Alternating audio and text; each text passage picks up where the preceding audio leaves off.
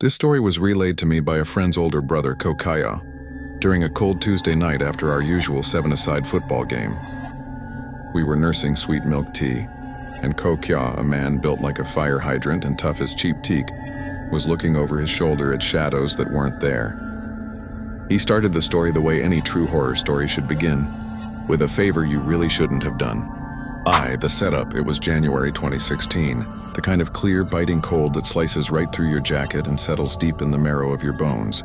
Kyo was a city boy, born and bred in the thick, humid heat of Yangon. The story content truncated for brevity in the UI.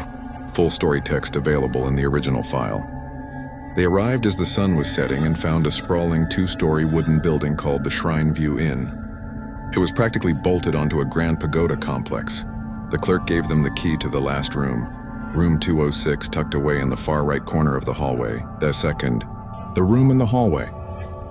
The real architectural insult was the bathroom arrangement. The shared facilities were not just down the hall, they were at the complete opposite end of the long, dark corridor, in the far left corner. To relieve yourself, you had to walk past at least 6 other rooms. After a quick meal, Nei Lin went on his date and Kaya started drinking to fend off the cold. By 11 p.m., Kaya, feeling a warm haze but not drunk, fell asleep instantly, through the urge at 2 a.m. He woke with a shock at 2 a.m. The cheap liquor had done its work. He had to pee badly. After a failed attempt to wake Nei Lin for company, he set off alone, phone light in hand. He walked fast down the dim, murky hallway, the floorboards producing a low, resonant thump, thump, thump that sounded deafening in the stillness. The stink and the sound. As he approached the bathroom, a smell hit him, a heavy, fetid, coppery stink like old stale blood. Pushing past his fear, he entered the dimly lit room. As he stood at the urinal, he heard it. Shh. A sound of something heavy being dragged across the floor coming from a shower stall. Shh. Then a pause. Shh. It was a distinct, methodical, labored pull. The thing he finished and turned around. The sound stopped, a long, agonizing silence. Then a deep, guttural sound. A dark, massive form began to slither in from under the shower stall door. It wasn't walking, it was a crawl. It looked like 2 men stacked on top of each other, horizontal to the floor.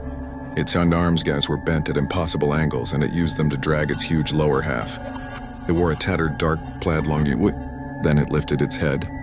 The eyes were bulging, spherical, and wet. The lips were a sickly, bruised blue. It wasn't ethereal, it was massive, wet, and solid. With another low rumbling, it began to drag itself across the wet floor, directly towards Kaya. 6. The flight Kaya fled.